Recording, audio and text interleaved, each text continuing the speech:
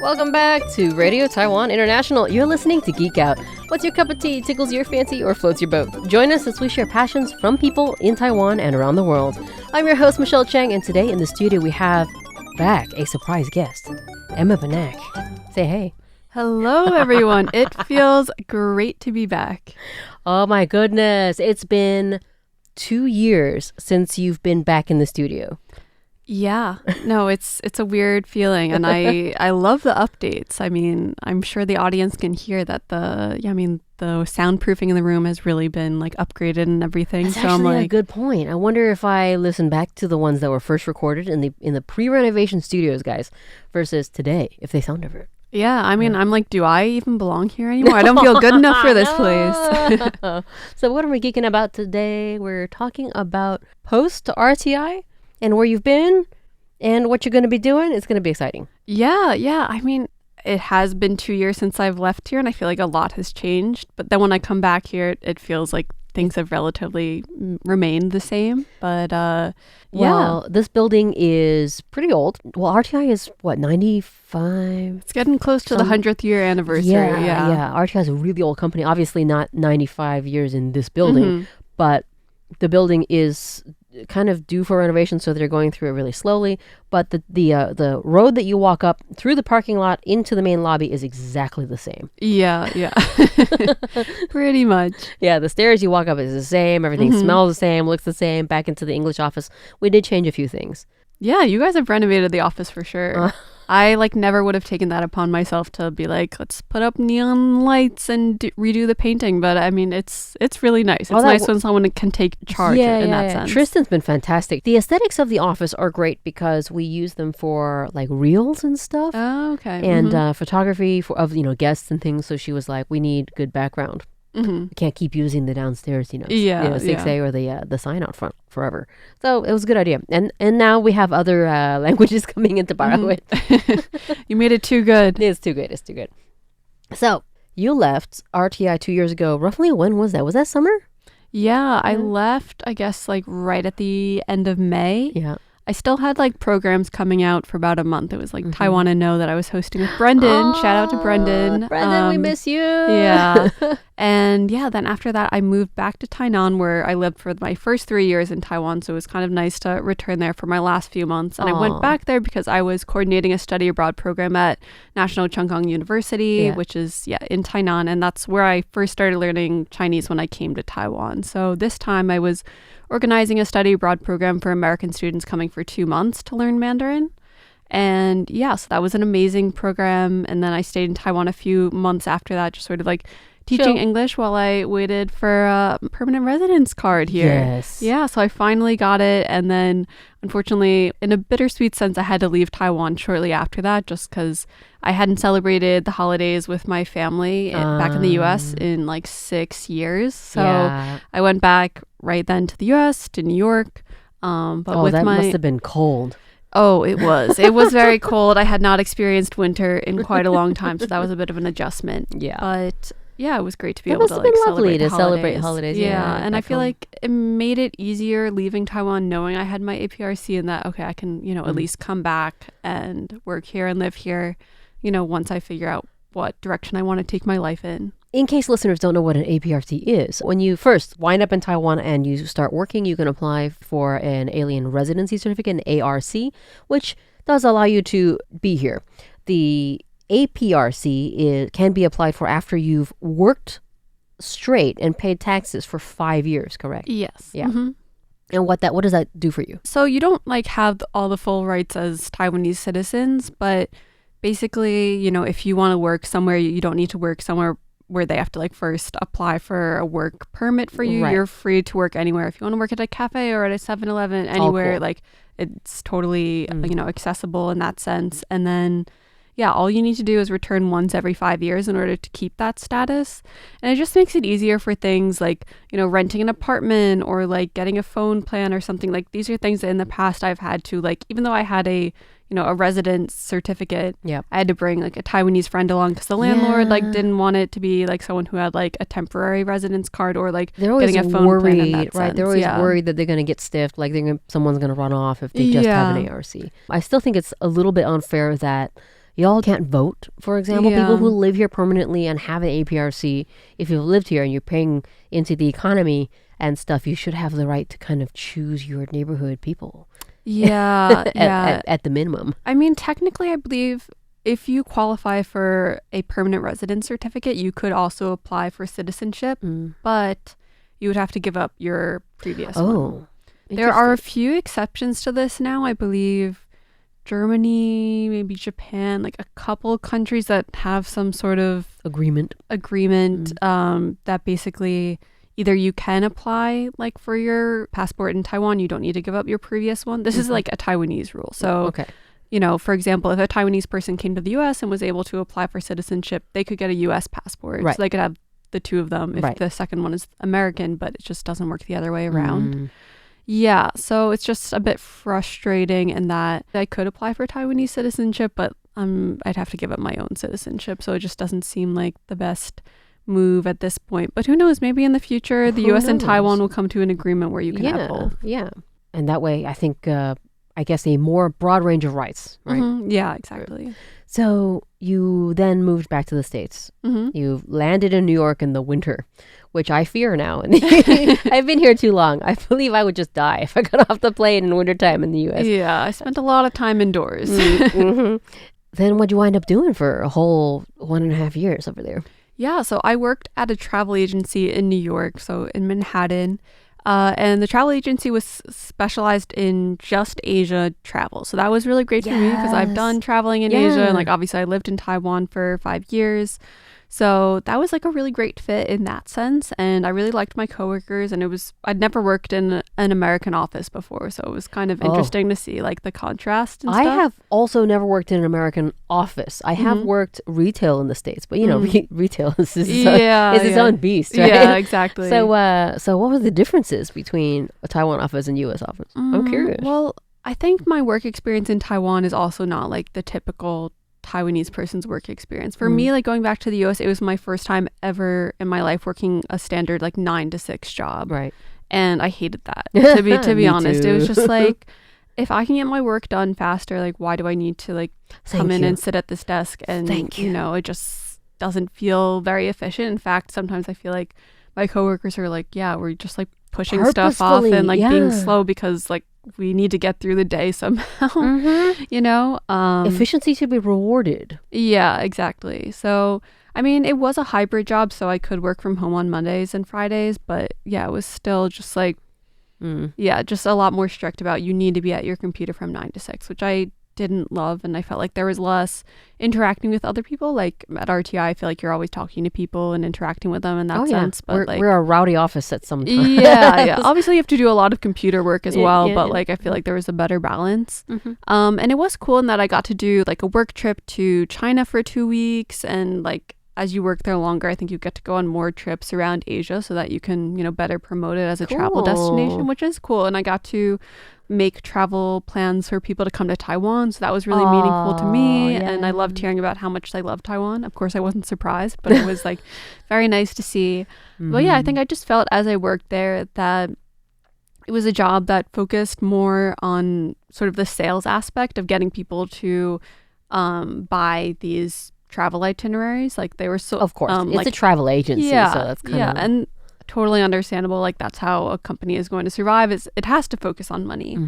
But I think for me, it just like it wasn't sustainable in terms of feeling motivated by the work and just feeling like, what I love about traveling in Asia, I feel like is not necessarily promoted by like a luxury travel company, you know? That is true. Yeah. So I was just, if I am going to be spending, at least 40 hours a week working, and then with the commute, it ends up being, over 45 hours a week dedicated to this job, I want it to be something that I really am passionate about, that I really care a lot about. So I think that made me start thinking, well, what is that? And then I was just thinking about jobs that I've had in the past that have really meant a lot to me. Obviously, RTI and working in Taiwan, and also like the study abroad programs that I've been coordinating, I feel like also have been super meaningful to me. Yay. So yeah, then I was thinking about how can I, do better in this field? How can I learn more about it? I feel like there's a lot to explore that I don't even have any experience in. And I feel like a lot of people were sort of like encouraging me to think about grad school, and that it was like a good next step for me, and that I have like some experience in the field of international education, but there's a lot more that I could still learn about, and like different applications that I don't even know anything about. So then I was just thinking, okay, where would I want to go? I don't want to stay in New York. I love New York because my friends and family are there, but it's, a lot of hustle and bustle, like even more so than Taipei. So I was like, I want to go to a smaller city, somewhere with a lot of international organizations, and somewhere a little bit warmer. So DC seemed like a really good choice. Just a little warmer. Yeah, just a little bit. So yeah, I'm really excited because, crazy enough, in 3 weeks, I'm going to be moving to DC. Oh my and goodness. yeah, I'm going to be starting my master's degree program. Oh, that is super exciting. Are you nervous? I feel like I have not even fully processed that this will be happening. I'm in Taiwan right now. I'm still working a completely different job right now, and like wrapping things up as well. And it's sort of like the students that I'm working with now, they're leaving in a week. I'm leaving like Taiwan 2 days after them, getting back to New York, and then 2 days after that I'm moving to DC, and then like 2 days after that classes start. It's gonna so be it's just fast. like boom, boom, boom. Yeah. Oh, no time to process, really. And then I'm also starting a new job at the university. Oh. Yeah. I'll be working in a study abroad office for the business school at the university that I'll be attending. So it's gonna be busy. Yeah. Okay. Not to scare you or anything, but it's going to be very stressful. Take time for yourself, take breathers, self-care at the end of the day, because you want to experience it but not be freaked out by it. Yeah. I don't feel really nervous yet. I think good. Maybe once I get there and realize the enormity of the decision that I've made, like maybe things might sink in a bit more, but at least just a few hours away from New York. Yeah, and I've moved a lot. Like, I know we were talking earlier before the interview about how you were saying, you feel like you're at a stage of life where you don't want as much of these big changes. And I want to get to that point, but since I have like been bouncing around a lot, I haven't gotten there yet. So I'm like, you know what? Let's just get all these different twists and turns, not out of the way, but like I'm already in this state of mind that my lifestyle has changed a lot in the past few years, that like another change is like not going to completely send me flying, Yeah. We were just chatting in the studio about me being in my 40s and not desiring too much change at this point. It's even though you're still a very adventurous person. Well, thank you. Well, thank you. I basically sequester or I compartmentalize the adventure in vacations. So I go on trips to interesting islands in the middle of the Philippines and stuff like that. And then I come back to work and my house. Yeah. that I have spent a lot of time nesting in. Yeah. And my pets and my husband. So, Yeah. It's, in DC, which university are you going to, if you don't mind me sharing? Yeah, of if course. You don't mind sharing. I'm going to George Washington University. George Washington University. I have driven through DC, never actually stayed there for any period of time. It does have a very historical feel. Yeah, Like the brownstones are adorable. It's a little bit similar to Boston, actually. Yeah, a little bit in that sense. So I like living places that have, a strong sense of history. Yay. I really liked living in Tainan before, which I feel like has that a lot for Taiwan. Yes, Taipei, it is what is the word? Gentrifying a little bit?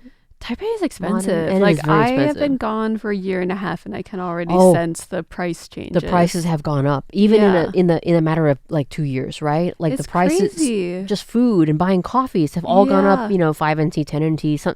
It's small amounts, but people can feel very it. noticeable for me coming back and like having not been there for that like gradual transition. Exactly. I thought the coffee was 50 NT at 7. No, it's 65 now. Yeah, exactly. The cost of living for everyone is going up. So, but it's like somebody is profiting off of this. Someone is. It's not the majority. Because our salaries haven't gone up very much. Yeah, exactly. And for DC, I am, not really looking forward to going back to being a broke student. But it's a temporary phase. It's temporary. Yes, everything is temporary. And the broke student phase is also really fun, in my opinion, because you're in the middle of absorbing a lot of information. And it's a smidge uncomfortable, being a little broke, but it's fine. It passes. It will. And hopefully I'll make up for it with what I'm learning and Yay. experiencing. So why international education? Like why specifically did you choose that particular field or major? Yeah, I'm just really passionate about it because international education has completely changed the trajectory of my life. I mean, yeah, I studied Mandarin in college, and it just so happened that my sophomore year, my Chinese teacher was from Taiwan, and she was like, I think you should really apply for this summer study abroad program in Taiwan. I'd been studying Chinese for 2 years, but I honestly knew basically nothing about Taiwan. I was like, okay, maybe I would study abroad at some point, but I'd probably go to China, right? It's super different to study a language and then live in the culture where the language is the dominant language. Yeah. So I was like, okay, I guess I'll apply for this. Yeah. And then I got it, and I came to Taiwan, and the school was NCKU in Tainan. And I was there for 2 months, and I just completely fell in love with being here. Yes. And which is not to say that it was not without struggles. I mean, my Mandarin was really not very good at that point. And, I was, it was my first time being abroad without my family. There were definitely little bumps in the road and stuff. But I was like, I'm learning so much every day just being here and existing compared to like existing in New York, which I mean, other people I'm sure could feel differently about that. But even though New York is a really international city full of different perspectives, it's really, really interesting to move to another country and then experience the culture of it. This is not even like English speaking adjacent. Yeah. It's in Asia on the other side of the world, exactly on the other side of the planet. Yeah. I think it's hard sometimes to not become jaded towards a place where you've grown up, where you kind of take everything for granted. Yeah. So it was really cool to be somewhere where I felt like I was constantly being challenged. And yeah, I loved it so much that I sort of decided, okay, when I graduate from college, I need to come back here and I need to live here. And that's what you did. And at did. the time I was like, maybe I'll do it a year, maybe 2 years. I was like, I'm going to come here and I'm going to learn Chinese more, and I'm going to teach English, and maybe I'll get my Chinese to a level where maybe one day I could be a Mandarin teacher.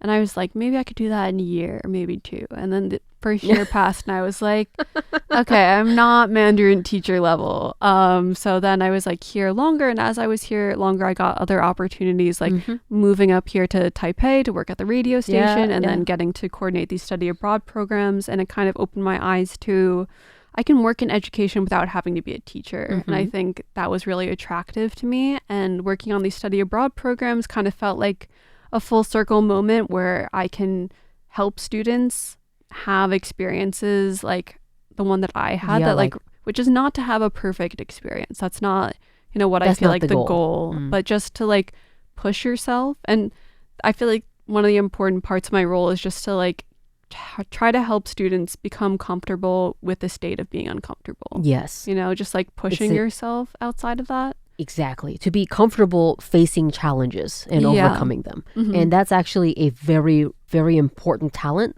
that would help people throughout their life, in my opinion.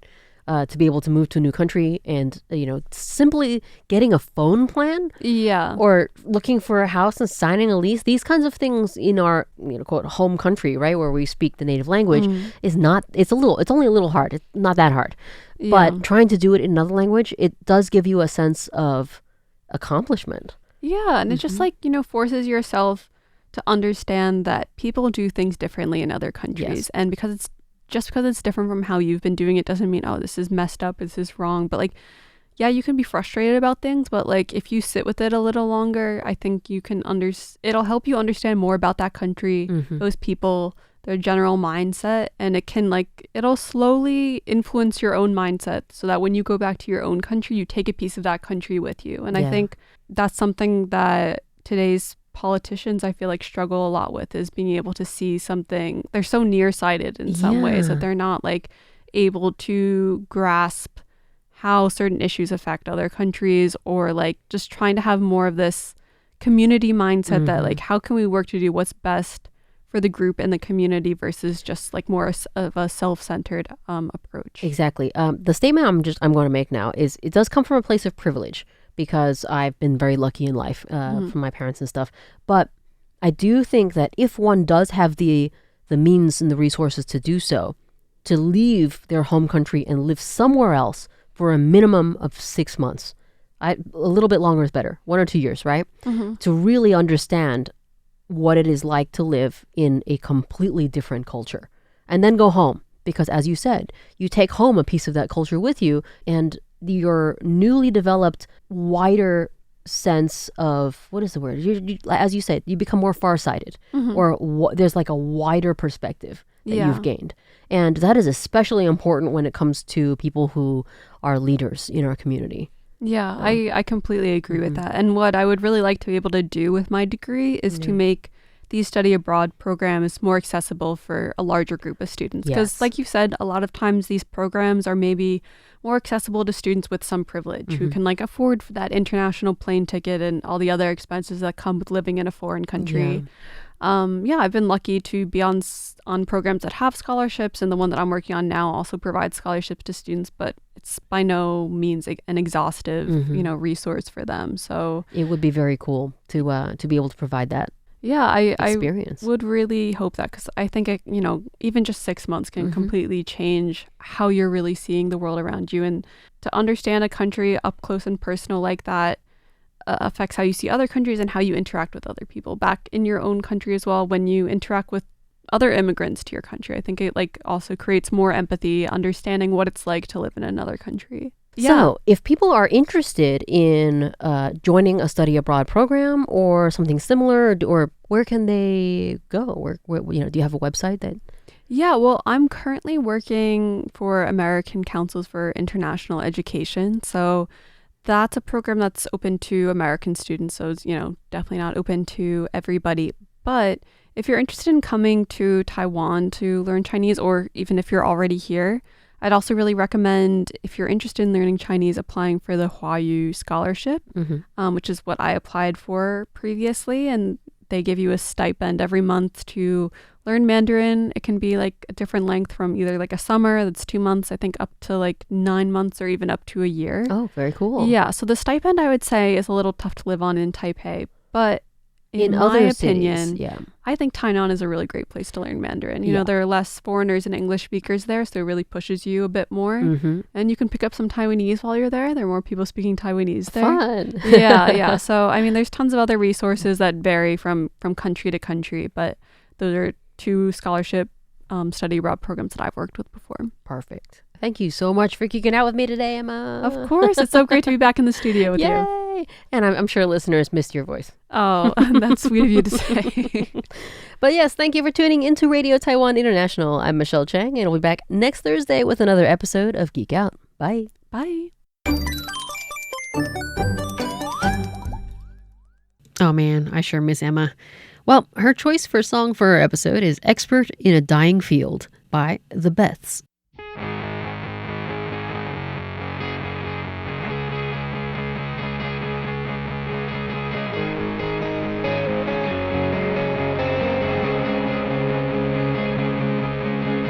Can we erase our history? Is it as easy as this? Plausible deniability, I swear I've never heard of it. And I can close the door on us, but the room still exists, and I know you're in it. Hours of phrases I've memorized, thousands of lines on the page, all of my notes in a desolate pile I haven't touched in an age. And I can burn the evidence, but I can't burn the pain, and I can't forget it. How does it feel to be an expert in a dying field? And how do you know it's over when you can't let go? You can't let go, you can't stop, can't rewind. Love is learned over time, till you're an expert in a dying field.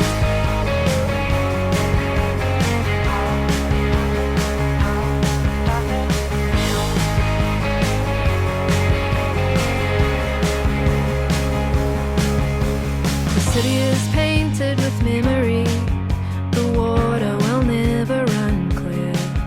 The birds and the bees and the flowers and trees, they know that we've both been here. And I can